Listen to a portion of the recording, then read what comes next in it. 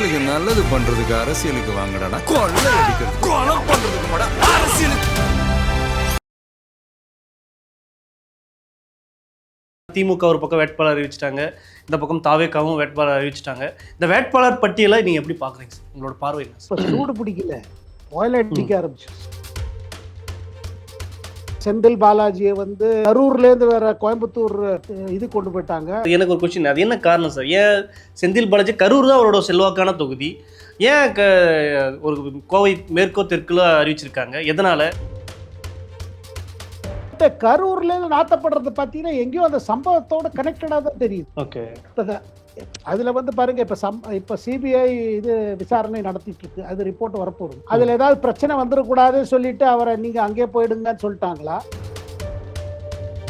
At least ஒரு 30 candidates பார்த்தீங்கன்னா Christian சமுதாயத்தை சேர்ந்தவங்க, மைனாரிட்டிஸ் இருக்காங்க. எது டிஎம்கேக்கு ஒரு பெரிய பேஸா நினைக்கிறாங்களோ, மைனாரிட்டிஸ் ஓட்டு நம்ம கிட்ட இருக்கிறதுனால நமக்கு யாரும் நம்மளை அசைக்க மாட்டாங்கன்னு ஒரு கான்பிடன்ஸ்ல தான் இருக்கு திமுக. அந்த கான்பிடன்ஸை சேலஞ்ச் பண்ற மாதிரி இருக்குது டிவிகே லிஸ்ட்.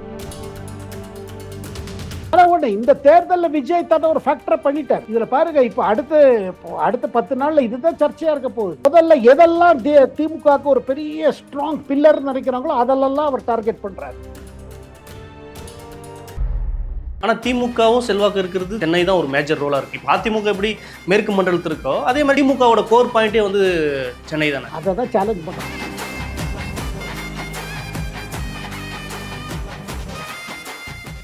இந்த தேர்தலில் டிஎம்கேவை நான் சேலஞ்ச் பண்ண போகிறேன். அவங்க ஃபவுண்டேஷனில் சேலஞ்ச் பண்ண போகிறேன். அவங்களை எது ஸ்ட்ராங் பேஸ் நினைக்கிறோமோ அதை சேலஞ்ச் பண்ணுவோம். வெற்றி நம்ம கிடைச்சா சரி, வெற்றி இல்லைனாலும் என்ன பாடம் கற்பிப்போம். நமக்கு ஒரு பாடம் அவங்களுக்கும் கற்பிப்போம், நம்மளும் கற்பிப்போம். திமுக இருக்கிற தேர்தல் இது பண்றவங்க, தேர்தல் மேனேஜ்மெண்ட் பார்க்க என்ன யோசிப்பாங்க, ஏன் விஜய் இன்னும் இவ்வளவு கான்பிடென்டா இருக்காரு, இவ்வளவு பிரச்சனைகள் இருக்கு, இவ்வளவு இது இருக்கு, கேண்டிடேட் கிடைக்காது நினைச்சா கேண்டிடேட் கிடைச்சிட்டாங்க. அது பல கேண்டிடேட் பாத்தீங்கன்னா எக்தம் ஃப்ரெஷ், எல்லாம் ப்ரொஃபஷனல். ஒரு ஆளுங்கட்சி அதுவும் இவ்வளவு ஆண்டுகள் ஆட்சியில இருந்துன்னா என்னெல்லாம் ஒண்ணு பிரச்சனை போட்டுவாங்க, கேண்டிடேட் லெவல்ல சொல்றேன். ஆனா அதே நேரத்துல என்ன ஆகும்னா, நீங்க அதிகமா அவங்களுக்கு தொந்தரவு கொடுத்தீங்கன்னா மக்கள் மத்தியில ஒரு சிம்பத்தி வர ஆரம்பிக்கும். என்ன இவ்வளவு அவங்க பின்னாடி இருக்காங்க. யார் ஆட்சியில் இருக்கிறவங்களுக்கு வேலை அதிகங்க எப்போதுமே. யார் ஆட்சியில் இருக்காங்களோ அவங்களுக்கு எப்போதுமே இது ஜாஸ்தி. அவங்க அதை பிடிச்சி வச்சுக்கணும். ஆட்சி வந்தா சரி, வராட்டி சரி, இந்த தடவை ஒரு மாற்றத்தை காமிப்போன்னு இறங்குறவங்களுக்கு தட்ஸ் ஆல் ரைட். அந்த ஆட்டிடியூட்ல தான் விஜய் போறான்னு எனக்கு படுது. இங்க டெல்லியில தான் பாக்குறாங்க. இன்னைக்கு லிஸ்ட் வந்த பிறகு என்ன சொல்றாங்க, இவரால் எது முடியாது முடியாது முடியாது சொல்லிட்டு இருந்தா ஒன்னொன்னா முடியும்னு காமிச்சிட்டு வராரு.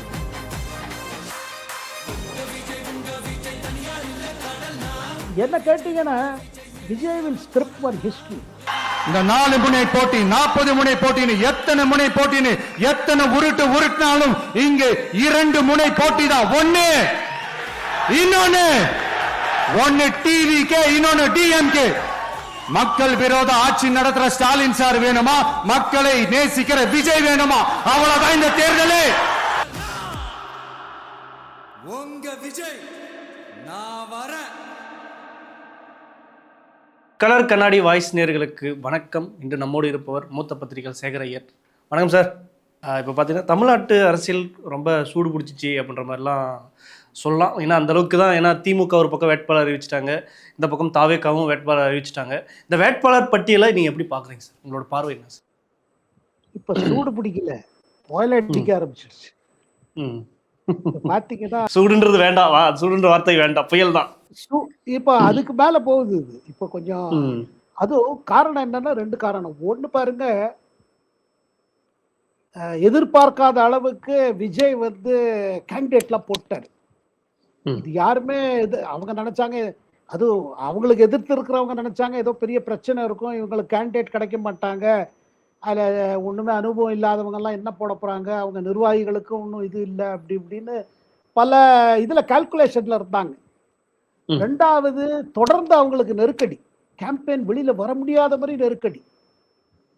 இடம் கிடையாது, அங்க கிடையாது, இது கிடையாது. அது தேர்தல் அறிவித்த பிறகு வேற நெருக்கடி. அது ஒரு பக்கம். இன்னொரு பக்கம் நீங்க என்ன பாக்குறீங்கன்னா, திமுக லிஸ்ட் பார்த்துட்டோம். திமுக லிஸ்ட்ல பாத்தீங்கன்னாலும் என்னன்னா கொஞ்சம் டிஃபென்சிவா போற மாதிரி இருக்கு லிஸ்ட் பார்த்தா. எதிர்பார்க்கிற அளவுக்கு நிறைய புதுமுகம் இல்லை. அது எதிர்பார்த்த அளவுக்கு பழைய முகங்களை பின்னாடி கொண்டு போகல, ட்ராப் பண்ணல. அதாவது ஒரு விதமா பார்த்தீங்கன்னா கொஞ்சம் ஸ்டேட்டஸ் கோ டைப் தான், ஒன்றும் பெரிய இல்ல 60 வேட்பாளர்களை புதுமுகமா இறக்கியிருக்கிறதாவும் சில நிறைய இளம் வேட்பாளருக்கு நாங்க வாய்ப்பு கொடுத்துருக்கிறதாவும் தான் இன்னைக்கு இணையதளத்துல பெருசா பாராட்டு விழாவே நடந்து கொண்டிருக்கு. இல்லைங்க. பாராட்டுவாங்க. ஆனா பெரிய பெரிய முகங்கள்லாம் யாரும் நாரல, அவங்கெல்லாம் அப்படியே தான் இருக்காங்க. இப்போ KN நேரு, துரைமுருகனும் பார்த்தீங்கன்னா செந்தில் பாலாஜியை வந்து கரூர்லேருந்து வேற கோயம்புத்தூர் இது கொண்டு போயிட்டாங்க. அது என்ன காரணம் சார்?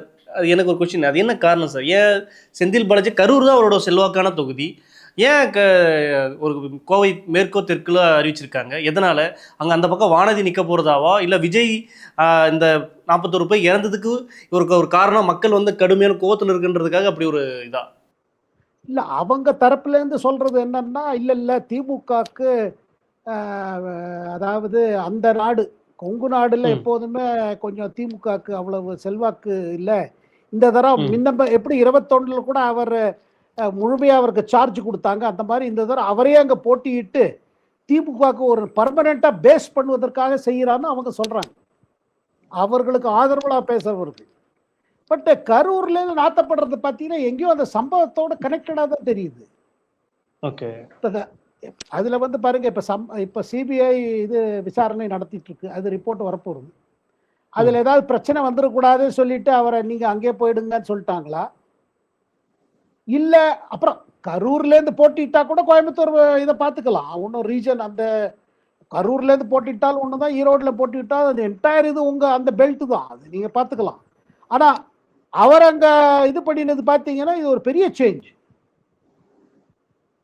இதனால் அவருக்கு ஒரு பெரிய அங்க சிக்கல் நான் சிக்கல் சொல்லல, ஆனா இது ஒரு புது இது, இந்த மாதிரி ஒரு பெரிய ரிஸ்க். அது ஒரு சீனியர் தலைவரை வச்சுட்டு அவருக்கு இன்னும் மேல அதிகமா வேலை கொடுக்குறாங்க.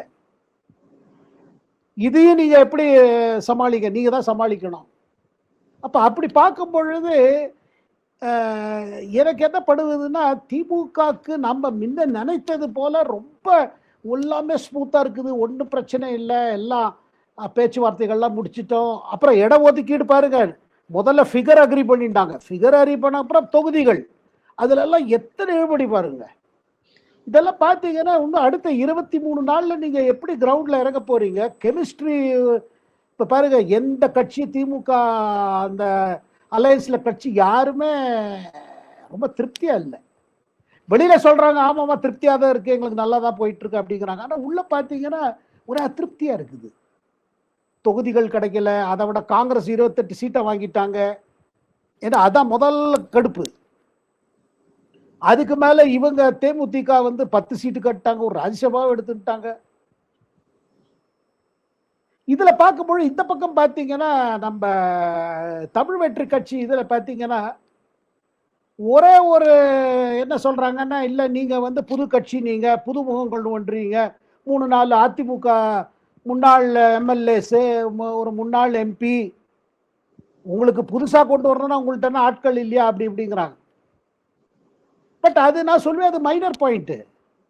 ஏன்னா ஒரு புது கட்சி ஆரம்பிக்கும் போது சில மற்ற கட்சியிலேருந்து வருவாங்க, அப்புறம் அவங்களுக்கு கிடைக்காதவங்க தான் வந்திருக்காங்க, அங்க ரிஜெக்ட் ஆனவங்க தான் இங்க வந்திருக்காங்க. அதனால ஒண்ணு இவங்களால ஒன்றும் பெருசா இருக்காது. ஆனா ஒண்ணு இவங்களால அது வண்டி ஓடல. அங்க இன்ஜின் விஜய் அவங்க முன்னாள் எம்எல்ஏவா இருந்திருக்கலாம், முன்னாள் பாராளுமன்ற உறுப்பினராக இருந்திருக்கலாம், பட் அவங்க வந்து இந்த புது பேனர்ல வர்றாங்க. ஸோ இதுல எனக்கு என்ன தோணுதுன்னா, இவங்க இன்னைக்கு விட்டு அறிவித்த லிஸ்ட்ல பாத்தீங்கன்னா அனுபவம் நிறைந்தவங்களும் இருக்காங்க, ஆனா கம்ப்ளீட்டா யங்கும் இருக்காங்க. யாருக்கு தேர்தல் அனுபவம் ஒண்ணுமே இல்லையோ, ஃப்ரெஷ் ஃபேஸ். அது எலெக்ஷன்ல எடுபடுமா சார்? இல்ல அந்த பிரஸ் பேஸ்ன்றது மக்கள்கிட்ட எடுபடுமா? இல்ல அது எப்ப எடுபடும் சொல்லட்டுமாங்க, மக்கள் மனசுல ஒரு மாற்றம் தேவை நினைக்கும் போது எடுபடும். இது மக்கள் முடிவு செய்ய வேண்டியது. இப்போ மக்களுக்கு தோணிச்சு வச்சுக்கோங்க, சரி பரவாயில்ல யாரா இருந்தாரு நமக்கு மாற்றம் வேணும் அப்படி ஒரு மாதிரி தோணிச்சு வச்சுக்கோங்க. நீங்க எத்தனைதான் நீங்க புது முகங்கள்லாம் ஆளுங்கட்சி கொண்டு வந்தாலும் சரி, மக்கள் மாற்றம் வேணும்னா அவங்க சொல்லுவாங்க இல்ல இதுதான் நமக்கு வேணும்னு. அதனால தேவை இருக்கா? இல்லை சார், அப்படி ஒரு தேவை இருக்கா? மக்கள் வந்து மாற்றம் வேணுன்ற தேவை இருக்காங்க. ஏன்னா எங்கள் ஊர் தொகுதின்னு இருக்கும்போது ஒரு ஆல்ரெடி ஒரு செல்வாக்கா ஒரு 20 வருஷம் 25 வருஷம் வெற்றி பெற்றவர் அங்கே பணத்தை கோடிக்கணக்கில் இறைக்கிறாங்க. இவர் வந்து கொள்கை கோட்பாடுன்னும் போது மக்கள் அந்த இடத்துல ஃப்ளெக்சிபிள் ஆகுறாங்களா? ஏன்னா இவங்க கிரவுண்ட் லெவலில் சின்ன சின்ன பிரான்ச்சு கிளைகள்லாம் வச்சுருக்காங்க, அதிமுகவாக இருக்கட்டும் திமுகவாக இருக்கட்டும். அப்போ அந்த இடத்துல ஒரு புது வேட்பாளர் அறிவிக்கும் போது அது எடுபடுமா, ஒர்க் ஆகுமா? இல்லை, ஒர்க் ஆகுமானா நீங்கள் தியரட்டிக்கலாக கேட்டிங்கன்னா ஒர்க் ஆகுதுன்னு தான் சொல்லுவோம். ஏன்னா இன்னைக்கு தேர்தல்ங்கிறது பார்த்தீங்கன்னா அது ஒரு சாதாரண வேட்பாளர் நிப்பாடுறதோட நடக்குது இல்லை. ஆனா அப்புறம் இந்த காலத்துல தேர்தல்னால செலவு அதிகம். ஏன்னா உங்களுக்காக ஆட்சி 20 நாள்ல நீங்க இப்ப ஆளை போட்டானோ, சம்பளம் கொடுக்கணும், அவங்க போய் வேலை செய்யணும், உங்களுக்காக எல்லா இடத்துலயும் போய் தோரணம் கட்டுறதுல இருந்து எல்லாம் செய்யணும், வீடு வீடா கதவை தட்டி சொல்லணும் இதான் நம்ம வேட்பாளர், இவங்களுக்கு இதெல்லாம் தான் எங்க இதுன்னு சொல்லணும். இதெல்லாம் ஒரு பெரிய வேலை தான். ஆனா இருந்த மக்கள் மத்தியில் என்ன பாக்குறாங்க, இந்த பக்கம் பணம் பாருங்க எல்லாரும் கொடுக்குறாங்க, இன்னொரு பக்கம் நம்ம லைஃப்ல வாழ்க்கையில என்ன மாற்றாச்சுன்னு யோசிக்கிறாங்கல்ல. அப்புறம் இன்னைக்கு தமிழ்நாட்டில் இருக்கிற உள் பிரச்சனை எல்லாம் என்ன சொல்லுங்க, கிராமப்புறத்துல என்ன பிரச்சனை? சரியா ரோடு வசதி இல்லை, பள்ளி வசதி இல்லை, குடிநீர் பிரச்சனைகள், இந்த மாதிரி நிறைய அடிப்படை பிரச்சனைகளை சொல்லிட்டு தான் இருக்காங்க. தவிர குடிப்பழக்கம் அதிகமாயிடுச்சு, போதைப் பொருள் அதிகமாயிடுச்சு, நம்ம பிள்ளைகளுக்கெல்லாம் ஒன்றும் இல்லை, ஃபியூச்சரே இல்லாத போயிட்டு இருக்கு, பாலியல் தொல்லை, அப்புறம் காவல்காரர்களோட ஒரு இது எப்போதுமே ஒரு ஹை ஹேண்டட்னஸ் பார்க்குறோம். இப்போ எல்லா இடத்துலையும் இருக்குது. ஒரு கம்ப்ளைண்ட்னு போனாங்களா என்னெல்லாமோ நடக்குது. இதெல்லாம் பார்க்கும் பொழுது இந்த தேர்தல் நான் என்ன சொல்லுவேன்னா விஜய தேர்தலோட மக்கள் நிர்வகிக்க வேண்டிய தேர்தல் இது. ஏன்னா நீங்க இதுக்கு பிறகும் இதே தான் வந்துச்சு வச்சுக்கோங்க, இது மக்களுக்கு அவ்வளவுதான். அவங்க அதாவது ஆங்கிலத்தில் சொல்லுவாங்க என்னன்னா, people get the government they desire. நான் டிசர்வ் சொல்லல, டிசையர். அதாவது அவங்களை எந்த அரசு விரும்புகிறாங்களோ அதான் வருவாங்க. இதுல பாருங்க, இதை முழிச்சுக்க வேண்டிய நேரம். அவர் ஒரு யுகத்துல கேண்டிடேட் போட்டிருக்காருங்க விஜய், இதுல ஒன்றும் சந்தேகம் இல்லை. அதுல ஒரு கருத்து என்ன வருதுன்னா, அவர் போட்ட லிஸ்ட்ல பாத்தீங்கன்னா, அதாவது அட்லீஸ்ட் ஒரு 30 கேண்டிடேட்ஸ் பார்த்தீங்கன்னா அவங்க கிறிஸ்டியன் சமுதாயத்தை சேர்ந்தவங்க, மைனாரிட்டிஸ் இருக்காங்க. அதாவது எது டிஎம்கேக்கு ஒரு பெரிய பேஸா நினைக்கிறாங்களோ, மைனாரிட்டிஸ் ஓட்டு நம்ம கிட்ட இருக்கிறதுனால நமக்கு யாரும் நம்மளை அசைக்க மாட்டாங்கன்னு ஒரு கான்பிடன்ஸ்ல தான் இருக்கு திமுக. அந்த கான்பிடன்ஸை சேலஞ்ச் பண்ற மாதிரி இருக்குது டிவிகே லிஸ்ட். அதாவது நீங்க எந்த சமுதாயத்தை டேக் ஃபார் கிராண்டட் பண்ண முடியாது. இப்போ திமுக கால்குலேஷன் என்ன ஆனாலும் நமக்கு தென் மாவட்டங்களாக இருக்கட்டும், இதுவாக இருக்கட்டும், நம்ம சிறுபான்மையர்கள் நம்மளை விட்டு போக மாட்டாங்க. ஆனால் நல்லாட்சிங்கிறது சிறுபான்மையர்களுக்கும் வேணுங்க. சிறுபான்மையர்களாக இருக்கட்டும் பெரும்பான்மையர்களாக இருக்கட்டும், மக்களில் பொதுவாக எடுத்து பார்க்கும் பொழுது எல்லாருக்குமே நல்லாட்சி வேணும். இப்போ அப்படி இருக்கும் பொழுது இப்போ மக்கள் முன்னாடி இருக்கிற கேள்வி என்ன சொல்லுங்க, இது தொடரணுமா? இது தொடர்ந்தா நம்ம வாழ்க்கையில் என்ன மாற்றம் வரப்போகுது, நம்ம பிள்ளைகளுக்கு என்ன மாற்றம் வரப்போகுது? இந்த தேர்தல் முடிஞ்ச கையோட இந்த இதெல்லாம் போயிடும். இதை தர அதை தர இதை தர, அப்புறம் அடுத்த ஒரு 4-5 வருஷத்துக்கு ஒன்றும் ஆகுது. அது இவ்வளவு தரேன்னு சொன்னதெல்லாம் எத்தனை தர முடியுமோ தெரியல, ஏன்னா கஜானா காலி. ஏன்னா இது பாருங்க, அதாவது சொல்லுவாங்களே ரியாலிட்டி ஹிட்ஸ் யூன்னு, ஒரு ரியாலிட்டி செக் இருக்குது தேர்தல் முடிந்த பிறகு. இதுல எத்தனை அமல் பண்ண முடியும், என்ன செய்ய முடியும்? ஆனா ஒண்ணு, இந்த தேர்தலில் விஜய் தன்னை ஒரு ஃபேக்டரை பண்ணிட்டாரு. இதுல பாருங்க, இப்ப அடுத்த 10 நாள்ல இதுதான் சர்ச்சையா இருக்க போகுது. இதுவரையில ஒரு கேம்பெயின் பண்ண முடியாம அவருக்கு ஒரு முடங்கல் இருந்துச்சு, எங்கேயுமே போக முடியாம இருந்தது. ஆனா அவர் இறங்கிட்டாரு. அவர் ஒரு கால்குலேஷன் போட்டு ஒரு இது போட்டு இறங்கிட்டார். அந்த கால்குலேஷன்ல பாத்தீங்கன்னா என்ன பண்றாரு, முதல்ல எதெல்லாம் திமுகவுக்கு ஒரு பெரிய ஸ்ட்ராங் பில்லர் நினைக்கிறாங்களோ அதெல்லாம் அவர் டார்கெட் பண்றாரு. அப்படி இருக்கும் பொழுது எனக்கு என்ன தோணுதுன்னா, அதே மாதிரி அதிமுக சைடு பாத்தீங்கன்னா அவங்களும் அங்கேயும் பாருங்க ஒரு சேஞ்ச் கொண்டாங்க. ஆனா பெரும்பாலும் பாத்தீங்கன்னா அவங்க 21 வச்சிருக்கவங்களே தான் வச்சிருக்காங்க, பெரிய மாற்றங்கள் இல்லை. சில இடத்துல மாத்திருக்காங்க, அது வேற காரணங்களுக்கு. ஆனா பெரிய மாற்றங்கள் இல்லை. ஆனா நீங்க சொல்ற மாதிரி அவங்களுக்கு கட்டமைப்பு இருக்குது, திமுக மாதிரி கட்டமைப்பு இருக்குது, ஆள் இருக்காங்க, வேலை பண்றதுக்கு இருக்காங்க, அவங்கள்ட்ட ரிசோர்சஸ் இருக்குது. ஆனா அதே நேரத்தில் இந்த தேர்தலில் என்ன முடிவு மக்கள் முடிவு போட்டோட என்னன்னா, எப்படி நமக்கு நம்ம ஃபியூச்சரை பத்தி யோசிக்கணும், அவங்க கட்சி பத்தி இல்லை. இது ஓரொரு குடும்பத்திலையும் சரி, ஓரொரு நபரும் சரி யோசிக்க வேண்டியது. சார் இப்படி ஒரு பக்கம் இருக்கையில், இப்போ சென்னை போன்ற பகுதிகளில் ரொம்ப இப்போ புஷி ஆனந்த் வந்து டி நகராக இருக்கட்டும், நிர்மல்குமார் வந்து திருப்பரங்குன்றாக இருக்கட்டும், அதே சமயம் ஆதவ அர்ஜுனும் வில்லிவாக்கம், இந்த மாதிரி ஒரு ஒரு பேஸ் வேல்யூ இருக்கிறவங்க ஒரு 3 பேர் தான். அதை தாண்டி யாரும் இல்லை, இது ஒர்க் ஆகாது அப்படின்ற மாதிரி சில விமர்சகர்களாக சொல்கிறாங்க.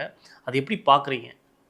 இல்லை, அவங்க பாருங்க, இந்த தடவை அவங்க வந்து என்ன யோசிக்கிறாங்கன்னா, தமிழ் வெற்றி கட்சியில் அவங்களுக்கு என்ன ஒரு கால்குலேஷன் பிரகாரம், விஜயோட புல் பார்த்தீங்கன்னா எல்லாமே அர்பன் ஏரியா, டவுனு இதெல்லாம் தான் அதிகமாக இருக்குது, சிட்டிக்குள்ள எல்லாம் வெளியில் அதிகமாக இருக்குது. அதனால சென்னையில் ஃபோக்கஸ் நிறைய பண்ணுறாங்க. ஆனால் திமுகவும் செல்வாக்கு இருக்கிறது சென்னை தான் ஒரு மேஜர் ரோலாக இருக்குது. இப்போ அதிமுக எப்படி மேற்கு மண்டலத்தில் இருக்கோ, அதே மாதிரி திமுகவோட கோர் பாயிண்டே வந்து சென்னை தானே. அதை தான் சேலஞ்ச் பண்ணுறாங்க. உங்களுக்கு தான் இருக்குன்னு நீங்கள் நினைக்கிறீங்க, அதை தான் நாங்கள் சேலஞ்ச் பண்ணுறோம். எங்கள்கிட்ட ஒன்றும் கிடையாது, ஆனால் நாங்கள் சேலஞ்ச் பண்ணுறோம். எங்கள்கிட்ட இருக்க ஒரு 4 லீடர்ஸ் தான் இருக்காங்க. என்ன கேட்டீங்கன்னா, விஜய் இந்த தேர்தலில் ஆட்சி பிடிக்கணும்னு போட்டிட்டு இல்லைங்க. ஏன்னா அவர் பிராக்டிக்கல், அவர் இப்போ ஏன்னா கடந்த 3 ஆண்டு காண்டில் அவரும் புரிஞ்சுட்டு இருப்பார். அவர் ஆட்சி பிடிக்கணும்னு யோசிக்கல. ஏன்னா ஆட்சி பிடிக்கணும் இல்லை ஆட்சியில் பங்கு வேணும்னா வேற லைனில் போயிருப்பார். அதை அவர் வேண்டான்னு வச்சுட்டார். அவருக்கு அது பாதகமா சாதகமான பல முறை நம்ம இதை பேசியிருக்கோம். நிச்சயமா பேசியிருக்கோம். பட் அவர் எடுத்த முடிவில் அவர் போற பாதை என்ன பாதை? இது இந்த தேர்தலில் டிஎம்கேவை நான் சேலஞ்ச் பண்ண போறேன். அவங்க ஃபவுண்டேஷன்ல சேலஞ்ச் பண்ண போறேன். அவங்களுக்கு எது ஸ்ட்ராங் பேஸ் நினைக்கிறோமோ அதை சேலஞ்ச் பண்ணும். வெற்றி நம்ம கிடைச்சா சரி, வெற்றி இல்லைனாலும் என்ன பாடம் கற்பிப்போம். நமக்கு ஒரு பாடம், அவங்களுக்கும் கற்பிப்போம், நம்மளும் கற்றுப்போம். இந்த ஒரு அப்ரோச்சில் அவர் இறங்கியிருக்காரு. எனக்கு என்ன தோணுதுன்னா, அவர் இவ்வளவு பிரச்சனை இருந்த கான்பிடன்ஸ் அவருக்கு குறையில. இப்போ திமுக இருக்கிற தேர்தல் இது பண்றவங்க, தேர்தல் மேனேஜ்மெண்ட் பார்க்கற என்ன யோசிப்பாங்க, ஏன் விஜய் இன்னும் இவ்வளவு கான்பிடென்ட்டா இருக்காரு? இவ்வளவு பிரச்சனைகள் இருக்கு, இவ்வளவு இது இருக்கு, கேண்டிடேட் கிடைக்காதுன்னு நினைச்சா கேண்டிடேட் கிடைச்சிட்டாங்க. அது பல கேண்டிடேட் பார்த்தீங்கன்னா எக்தம் ஃப்ரெஷ், எல்லாம் ப்ரொஃபஷனல்ஸ். இனிமேதான் தேர்தலில் இதுல களத்துல இறங்கினப்புறம், ஃபீல்டில் போனப்புறம் தான் அவங்களுக்கு தெரியும் என்னென்ன பிரச்சனைகள்லாம் இருக்குன்னு. ஒரு ஆளுங்கட்சி அதுவும் இவ்வளவு ஆண்டுகள் ஆட்சியில் இருந்துன்னா என்னெல்லாம் ஒன்று பிரச்சனை பண்ணுவாங்க, கேண்டிடேட் லெவல்ல சொல்றேன்னா. ஆனா அதே நேரத்தில் என்ன ஆகும்னா, நீங்க அதிகமா அவங்களுக்கு தொந்தரவு கொடுத்தீங்கன்னா மக்கள் மத்தியில் ஒரு சிம்பத்தி வர ஆரம்பிக்கும். என்ன இவ்வளவு அவங்க பின்னாடி இருக்காங்க. இப்ப பாருங்க, நேற்றுக்கு அந்த பெரம்பூர்ல ஒரு மீட்டிங் போட விடாம கடைசியில் அங்க போய் அவங்கள போய் பார்த்து, சீஃப் எலெக்ஷன் ஆஃபீஸரை பார்த்து சொல்ல, அதுக்கப்புறம் இன்னைக்கு பர்மிஷன், அப்புறம் இது, இந்த மாதிரி இவ்வளவு நெருக்கடி கொடுத்து இது பண்றாங்க. பட் நான் ஒரு கேள்வி கேட்கிறேன் டால்ஸ்டாய், இவ்வளவு நல்லா இருக்கும்போது நீங்க ஏன் why are you bothered about Vijay? நீங்க நல்லா இருக்கீங்க, டாப்ல இருக்கீங்க, எல்லாமே டாப்பா இருக்கு, எல்லாமே உங்க சைட்ல இருக்கு. உங்கள்ட்ட ஆட்சி இருக்குது, உங்கள்ட்ட நிர்வாகம் இருக்குது, உங்கள்ட்ட தொண்டர்கள் இருக்காங்க, உங்கள்ட்ட ஃபண்ட்ஸ் இருக்குது, எல்லாம் இருக்குது. But why you are still rattled? என்ன ஆங்ஸைட்டி உங்களுக்கு? அதை அவர் புரிஞ்சிட்டு இருக்காரு விஜய். எல்லாம் இருந்தும் இல்லாத மாதிரி இருக்கு. இங்க ஒன்னும் பெருசா இருக்கிற மாதிரி தெரியல இப்போதைக்கு. ஆனா ஒண்ணுங்க, இந்த எலெக்ஷன்ல விஜய் ஒரு ஃபேக்டர் தான். நீங்க அதை எப்படி பார்த்தாலும் அது மறுக்க முடியாது. அந்த ஃபேக்டர்னால அதிமுகவுக்கு பெனிஃபிட் வருமா, இபிஎஸ் பெனிஃபிட்டா நம்ம போக தெரியும் களத்துல எப்படி போறதுன்னு. பட் டெஃபினெட்லி ஒரு நிச்சயங்க, இந்த தேர்தல்ல இவர் மேல போக்கஸ் நகராது. ஏன்னா அவர் சொல்றதெல்லாம் இருக்கு பாத்தீங்களா, இதெல்லாம் எடுத்து சொல்றாரோ அது எங்கேயோ ஒரு இடத்துல உரைக்குது ஆளுங்கட்சி. சார் இப்படி ஒரு பக்கம் இருக்கையில், விஜய் சார் வந்து இப்போ 2 தொகுதியில் நிற்க போகிறதாகவும் சொல்கிறாங்க. திருச்சி கிழக்கு, அதே சமயம் வந்து பெரம்பூரில் நிற்க போகிறதா சொல்கிறாங்க. இது ஜெயலலிதா ஒரு பீரியட் நின்னதோட மற்ற யாரும் அப்படி நிற்கல. இது விஜய்க்கு இது ஒரு நெகட்டிவ் தான் அப்படின்ற மாதிரிலாம் சொல்கிறாங்க. ஏன்னா 2 தொகுதியிலும் ஒர்க் பண்ண முடியாது அப்படின்ற மாதிரிலாம் சொல்கிறாங்க. எப்படி பார்க்குறீங்க சார்? இல்லைங்க, அது அந்த மாதிரி ஒரு கருத்து இருக்குது. நீங்கள் 2 தொகுதியில் இருக்கலன்னு நீங்கள் ஷியோர் இல்லைன்னு. ஆனால் இது புதுசு இல்லை. இப்போ 2014 பிரதமர் மோடி 2 இடத்துல நின்னாரு. ஏன்னா மக்கள், குஜராத் மக்கள் என்ன எதிர்பார்த்தாங்க, அவர் அங்கேருந்து நிற்கணும். அதே நேரத்தில் அவர் யூபிக்கு வரணும்னு பார்த்தார். ஏன்னா உத்தரப்பிரதேசத்தில் வாரணாசி கான்ஸ்டுவன்சியில் நின்னாதான் என்டையர் இந்தியாவுக்கு மெசேஜ் போகணும். வாரணாசியில் வந்து நின்னாரு. அப்புறம் 2 இடத்துல நின்னாரு. வாரணாசிலையும் நின்னாரு, பரோடாலையும் நின்னாரு. வாதோதரா சொல்றோமே, பரோடா அங்கேயும் நின்னாரு. 2த்துலயும் ஜெயிச்சாரு. அப்புறம் பரோடாவை விட்டு கொடுத்தாரு. அப்புறம் இதுல இருந்துட்டாரு. அதே மாதிரி இந்த 2 தொகுதி பார்த்தீங்கன்னா 2 தொகுதியிலேருந்து அவருக்கு ஃபீட்பேக் என்ன, நீங்க தான் பெஸ்ட் கேண்டிடேட். இந்த தேர்தலில் 2 ஜெயிச்ச பிறகு அவர் முடிவு எடுப்பார் எதை விட்டு கொடுக்கணும். ஏன்னா நீங்க திருச்சியில் நிற்கும் போது என்ன ஆகும்னா, அது வந்து இந்த மாதிரி விஜய் மாதிரி ஒரு தலைவர் இருந்தால் சுற்றி ஒரு 5-10 தொகுதியில் அதுக்கு இம்பாக்ட் இருக்கும். அப்புறம் திருச்சியிலேருந்து ஃபர்தர் உங்களுக்கு தஞ்சாவூர் டவுன் மெசேஜ் போகும். இந்த கேடரை உற்சாகப்படுத்துறதுக்கு ஒரு முடிவு ஒண்ணு. இரண்டாவது என்னன்னா, இந்த 2 தொகுதியிலையும் நம்ம ஃபைட் கொடுக்கணும். ஏன்னா பாருங்க, சிட்டியில நிற்கும் போது என்ன ஆகுதுன்னா, அது சென்னையில இம்பாக்ட் பண்ணும். மற்ற தாவாக்க கேண்டிடேட்ஸ்க்கெல்லாம் அது ஒரு ரொம்ப பெரிய ஹெல்ப்ஃபுல்லா இருக்கும். அதே மாதிரி தான் திருச்சி கிழக்கில் நின்னாருன்னா அந்த பெல்ட்டில் உங்களுக்கு நல்ல இம்பாக்ட் இருக்கும். இது ஒரு ஸ்ட்ராட்டஜி. ஏன்னா அல்டிமேட்லி ஒரு தொகுதி தான் நீங்க இருப்பீங்க. ஆனா இந்த தடவை இப்ப என்ன ஆகும்னா, டிஎம்கேக்கு 2 இடத்துலையும் கான்சென்ட்ரேட் பண்ணணும்ல. இப்ப பாருங்க, யார் ஆட்சியில் இருக்கிறவங்களுக்கு வேலை அதிகங்க. எப்போதுமே யார் ஆட்சியில் இருக்காங்களோ அவங்களுக்கு எப்போதுமே இது ஜாஸ்தி. ஏன்னா அவங்க அதை பிடிச்சி வச்சுக்கணும். ஆட்சி வந்தா சரி, வராட்டி சரி, இந்த தடவை ஒரு மாற்றத்தை காமிப்போன்னு இறங்குறவங்களுக்கு தட்ஸ் ஆல் ரைட். அந்த ஆட்டிடியூட்ல தான் விஜய் போறாருன்னு எனக்கு படுது. இங்க டெல்லியில தான் பாக்குறாங்க. இன்னைக்கு லிஸ்ட் வந்த பிறகு என்ன சொல்றாங்க, இவரால் எது முடியாது முடியாது முடியாது சொல்லிட்டு இருந்தா ஒன்னொன்னா முடியும்னு காமிச்சிட்டு வராது. முதல்ல கேண்டிடேட்டே இருக்க மாட்டாங்கன்னாங்க. இவ யார் செலவு பண்ண போறாங்க, யார்கிட்ட பணம் இருக்குது, இந்த கேள்வியெல்லாம் வந்துச்சு. அதுல திருப்பி நீங்க பாத்தீங்கன்னா என்ன சொல்றாங்க, இல்ல அந்த அவங்களுக்குள்ள ஒரு நிர்வாகிகள்ல ஒரு மீட்டிங் நடந்த போது யாரெல்லாம் வேட்பாளர் ஆனவங்களெல்லாம் இந்த கேள்வி கேட்டாங்க, உங்கள்கிட்ட எவ்வளவு இருக்குது, எவ்வளவு செலவு பண்ண முடியும், அதில் திருப்பி சொல்லி காமிக்கிறாங்க. ஒருத்தட்டு கேட்கப்பட்டது, அப்போ ஒண்ணுமே இல்லைங்க. ஆனா இருந்தும் 234 தொகுதியிலையும் நிற்கிறதுக்கு ஆள் வந்துட்டாங்களா இல்லையா? அது எதை வச்சுன்னு வந்தாங்க? எனக்கு தேர்தலில் ஒருத்தர் வராங்க, அவங்களும் செலவு பண்ணணும். அவங்க ஃப்ரெண்ட்ஸ்டையோ, இந்த மாதிரி புது கட்சினா ஃப்ரெண்ட்ஸ் டைம் வாங்குவாங்க, டொனேஷன் வரும், எல்லாரும் சேர்ந்து பண்றாங்க. என்ன கேட்டீங்கன்னா, Vijay will script one history. அது 10 தொகுதி ஜெயிக்கிறாங்களோ, 15 தொகுதி ஜெயிக்கிறாங்களோ, 20 தொகுதி ஜெயிக்கிறாங்களோ, ஆனால் தமிழ்நாடு அரசியல் அது மாற்றத்தை கொண்டு வரும். அதை என்ன வேணா அது ஒன்றும் இல்லைன்னு சொல்லி இது பண்ணுறாங்க, ஒன்றுமே இருக்காது, பட் நான் அந்த மாதிரி சொல்ல மாட்டேன். ஏன்னா எப்பெல்லாம் நம்ம ரொம்ப பொலிட்டிக்கலாக ரொம்ப பல தேர்தல்களை பார்த்துருக்கோம், ரொம்ப அனலைஸ் பண்ணுறோம். நான் சொல்கிறது அகில இந்தியா லெவலில் பல மாநிலங்கள் தேர்தலில் நம்ம சொல்லும் போது இல்லை இது ஒன்றுமே அது சொல்லுவோம். பட் அப்படி இல்லைங்க, மக்களோட விருப்பம் இருக்கு பார்த்தீங்களா, அதோட பவரை பொறுத்து இருக்கு. மக்கள் விரும்பினா என்ன வேணா ஆயிடும். அதில் பல கால்குலேஷன் தொப்புன்னு விழுந்துடும். நீங்கள் கோடியே செலவழிக்கலாம், பேனர் அது இதுன்னு. ஆனால் மக்கள் மத்தியில் வந்துச்சு வச்சுக்கோங்க, என்னங்க திருப்பி இவங்களே போட்டு என்னங்க எத்தனை லூட்டி அடிச்சுட்டாங்க. இதில் கூட பார்த்தீங்கன்னா எந்த அமைச்சர்களுக்கு கொடுக்கலையோ யாருக்கு கொடுத்துருக்காங்க, அது பதிலாக வேற யாரையும் கொடுக்கல. அப்போ பொன்முடிக்கு அவன் பையனை கொடுத்துருக்காங்க, அங்கங்கே மகனை கொடுக்குறாங்க. காந்திக்கு பதிலாக அவரோட மகனுக்கு, நீங்க சொன்ன மாதிரி பொன்முடிக்கு பதிலாக அவர். அது திருப்பி அதே அந்த குடும்பத்துக்குள்ளே தான் சுத்திட்டு இருக்கு. அது சொல்லலாம் சரி. அவர் உதயநிதி ப்ராமிஸ் பண்ண மாதிரி யூத் இவங்களுக்கு, அவங்க யூத் வேலை செய்யறவங்களுக்கு, அவங்க செட்டப்ல இருக்கிறவங்களுக்கு சில பேருக்கு டிக்கெட் கொடுத்துருக்காங்க, சில பேருக்கு கொடுத்துருக்காங்க. சரி, பட் எதிர்பார்க்குற அளவுக்கு கொடுத்த மாதிரி எனக்கு படலை. என்னங்க கடைசி வரையில் துரைமுருகனுக்கு கிடைக்காதுன்னு எல்லாரும் சொல்லிட்டு இருந்தாங்க. அவர் கூட பல மீட்டிங்ல என்ன சொன்னார், என்ன காட்பாடி வேட்பாளர்ல சொல்லாதீங்க கூட சொன்னார். இப்போ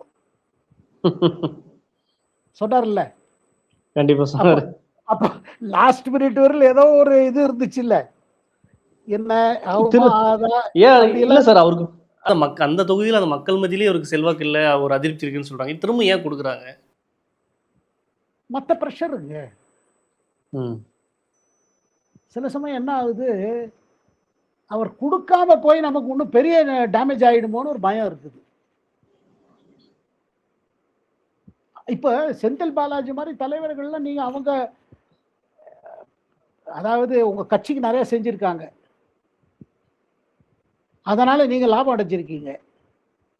அவங்களால நெகட்டிவா இருக்கும்போது கூட அவங்கள நீங்க ஒன்றும் பண்ண முடியல, தொகுதி மாத்தி பார்க்குறீங்க. ஏன் அப்படி ஏதாவது வேற ஏதாவது முடிவு எடுத்தோம்னா நமக்கு டேமேஜ் ஆயிடும், இந்த பயம் இருக்குது இல்ல. ஓ, அரசியல்ல ஒரு செல்வாக்கை தாண்டி நம்ம அந்த சரியான நேரத்தில் ஒரு முடிவுகள் ரொம்ப முக்கியமானதா இருக்குல்ல சார்? கட்டாயமா ம். கட்டாயமா. என்னதான் செல்வாக்கு இருந்தாலும் இந்த விஷயத்துல இந்த டைம்ல மக்கள் இது மாதிரி எதிர்பார்க்குறாங்க, இந்த விஷயத்துல நமக்கு சரியான முடிவு எடுக்கலைன்னா அது தவறா போயிடும் அப்படின்ற மாதிரி ஒரு முடிவு ரொம்ப முக்கியமாக இருக்கு. முடிவு இருக்குது, ஆனா அதே நேரம் பயம் ம். இருக்குது. ம். சரி, இதனால மக்கள் அதிருப்தியா இருந்தாலும் பரவாயில்ல, சரி ஒரு தொகுதி தானே பார்த்துப்போம். சப்போஸ் இவர் கொடுக்கல வச்சுங்க, இவர் ம். ஆதரவாளர் அவ்வளவு பேரும் நமக்கு எதிர்த்து போடுவாங்களே. நிச்சயமா. இப்ப பாருங்க, யாருக்கெல்லாம் கிடைக்கலையோ, இப்ப அந்த 60 பேர் கொடுக்கலங்கிறாங்களே திமுக, ம். இப்ப அவங்கெல்லாம் என்ன கட்சிக்காக உழைப்பாங்களா? இப்பயே வந்து தாம்பரத்துல எல்லாம் ஒருத்தர் கொடுக்கலன்னு சொல்லிட்டு ஆர்ப்பாட்டம் பண்ணிட்டு இருக்காங்க. இன்னும் நிறைய அவங்க டிஆர் பாலா வந்து முற்றுகையிட்டு இருக்காங்க. இந்த மாதிரி தொடர்ச்சியா நிறைய நடந்துட்டு தான் இருக்கு. இல்ல, அதான் சொல்றாங்களா, இதெல்லாம் இருக்கும். ஆனா பாருங்க, இந்த பிரச்சனை அவருக்கு கிடையாது, விஜய்க்கு கிடையாது. ம். ஏன்னா அவருக்கு ஆரம்பம். ஏன்னா அவர் கட்சியில முன் வந்து நான் வேட்பாளரா நிக்கிறேன், உங்க மேல நம்பிக்கை வச்சுன்னு வரேன்னு வந்திருக்காங்க. அதனால ஒரு உற்சாகத்துல வந்திருக்காங்க. அந்த மாதிரி ஒரு உற்சாகம் இந்த ஆளும் கட்சியில இருக்கிற வேட்பாளருக்கு இருக்குன்னு நினைக்கிறீங்களா? ஏதோ நமக்கு நிறைய இருக்குது, நமக்கு செலவு பண்றதுக்கு இருக்குது வசதி, டிக்கெட் வாங்கி கேட்டு பார்ப்போம், கிடைச்சிருச்சு போட்டியிடுவோம். அந்த மாதிரி ஒரு அப்ரோச்ல நிறைய பேர் இருக்காங்க அந்த சைட்ல, நான் பேர் சொல்ல விரும்பல. ஆனா ஒண்ணுங்க, ஓவரால் பாத்தீங்கன்னா ஒரு பெரிய உற்சாகம் தெரியுதா உங்களுக்கு ஆளுங்கட்சியில? இல்லதான் சார். நான் சொல்லுவேன், இபிஎஸ் தலைமையில அதிமுகவுக்கு ஒரு இது இருக்கு, இப்ப எனர்ஜி வந்துருச்சு. எத்தனையோ இதெல்லாம் அனுப்புற கொஞ்சம் ஒரு இது, அது ஒரு இது மொமெண்டம் வருது அதுக்கு. இப்ப விஜய் நல்லா முழுக்க இறங்கின பிறகு இங்கேயும் மொமெண்டம் வரும். இந்த ரெண்டு சரிங்க சார். மொமெண்டம்ல எங்கேயாவது அங்க அடிபட்டு போறது. சரிங்க சார். சரிங்க சார். அந்த மொமெண்டம் எப்படி இருக்க போகுது, மக்கள் மத்தியில் எப்படி பிரதிபலிக்கிறதுன்னு இன்னும் ஒரு 20 நாளில் பொறுத்து பார்ப்போம் சார். மற்றொரு பதிவு சந்திப்போம். நன்றி, வணக்கம் சார். நன்றி, வணக்கம்.